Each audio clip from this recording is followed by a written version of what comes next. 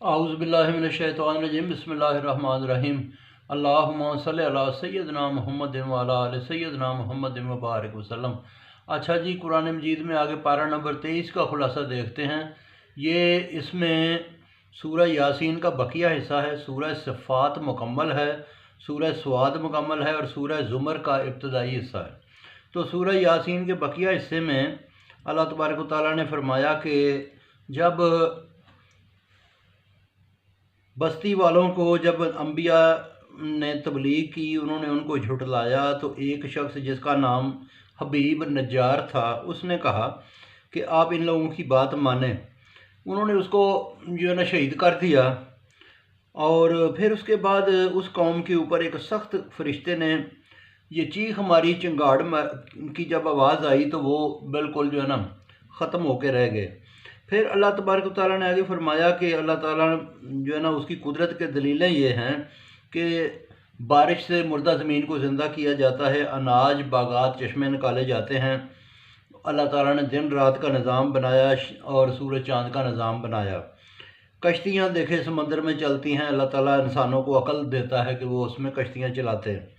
پھر قیامت کا ذکر فرمایا، محشر کی ہولناکیاں، سور پھونکے جانے کا تذکرہ، اہل جنت اور بیویوں کے لیے جنت کے انعامات، مجرموں کے کے لیے دوزخ کہ مجرم اس دن نہیں بول سکیں گے، اس کے ہاتھ پاؤں گواہی دیں گے۔ اور سورہ یاسین کے آخر میں اللہ تبارک و تعالیٰ نے فرمایا کہ یہ کافر کہتے ہیں کہ یہ ان ہڈیوں کو کون زندہ کرے گا؟ تو جس نے پہلی مرتبہ بنایا وہی زندہ کرے گا۔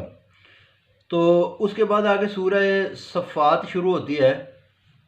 سورہ صفات میں ستاروں کی تخلیق کا ذکر ہے کہ اللہ تعالیٰ نے وہ آسمانوں کو ستاروں سے مزین کیا، اور جب شیطان اوپر جاتے ہیں تو ان کے بیچ میں سے ان کو آگ کے گولے لگتے ہیں۔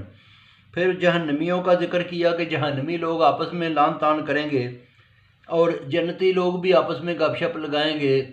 جہنمی ایک دوسرے کے اوپر لان تان کریں گے، الزامات لگائیں گے، اور جنتی آپس میں اچھی باتیں کریں گے۔ پھر انبیاء کرام کے قصے اللہ تبارک و تعالیٰ نے بیان کیے۔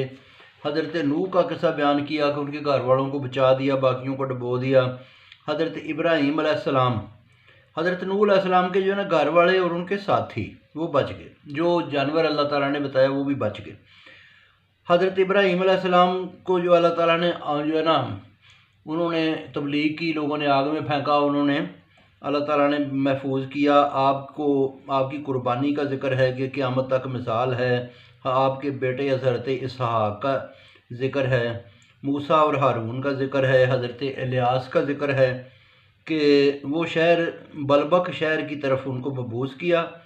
جو لوگ ایک بال نامی بت کی پوجا کرتے تھے، انہوں نے منع کیا، تو وہ منع نہیں ہوئے تو ان پہ عذاب آیا۔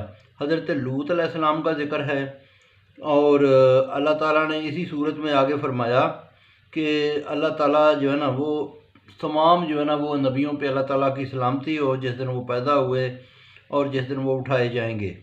تو بہت شکریہ جی، باقی پھر سناؤں گا۔